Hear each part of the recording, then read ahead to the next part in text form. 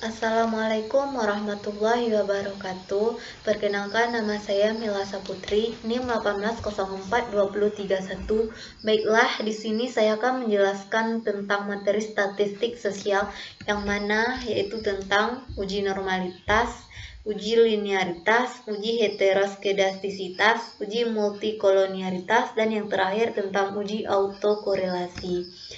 Yang pertama, saya akan menjelaskan tentang uji normalitas, yang mana uji normalitas adalah sebuah uji yang dilakukan dengan tujuan untuk menilai sebaran data pada sebuah kelompok data atau variabel.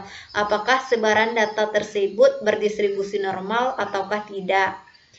Uji normalitas berguna untuk menentukan data yang telah dikumpulkan berdistribusi normal atau diambil dari populasi normal. Berdasarkan pengalaman empiris, beberapa pakar statistik, data yang banyaknya lebih dari 30 angka maka sudah dapat diasumsikan berdistribusi normal.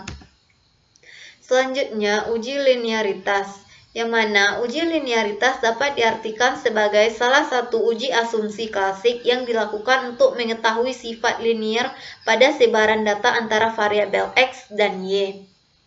Uji linearitas terdiri dari yang pertama yaitu scatter plot, yang kedua analisis grafik residual, yang ketiga metode estimasi kurva, yang keempat perbandingan eta dan R kuadrat, dan yang terakhir uji linearitas dari ANOVA. Selanjutnya, uji heteroskedastisitas, yang mana uji heteroskedastisitas ini adalah uji yang menilai apakah ada ketidaksamaan varian dari residual untuk semua pengamatan pada model regresi linear. Adapun cara mendeteksi heteroskedastisitas yaitu yang pertama uji Glatzer, yang kedua dengan uji Park, yang ketiga uji Spearman, dan yang keempat dengan melihat grafik.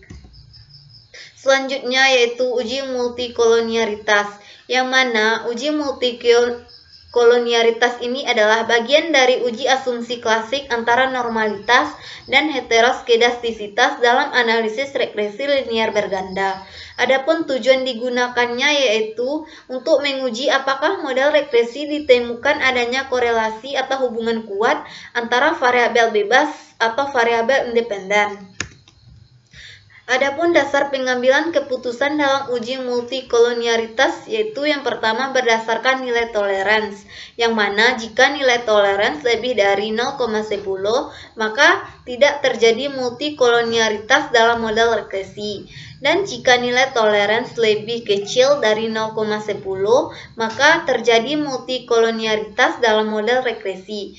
Dan yang kedua berdasarkan nilai varian inflation factor, yang mana jika nilai varian inflation factor ini kecil dari 10 maka tidak terjadi multikolonialitas dalam model regresi, dan jika nilai varian inflation factor ini besar dari 10 maka terjadi multikolonialitas dalam model regresi.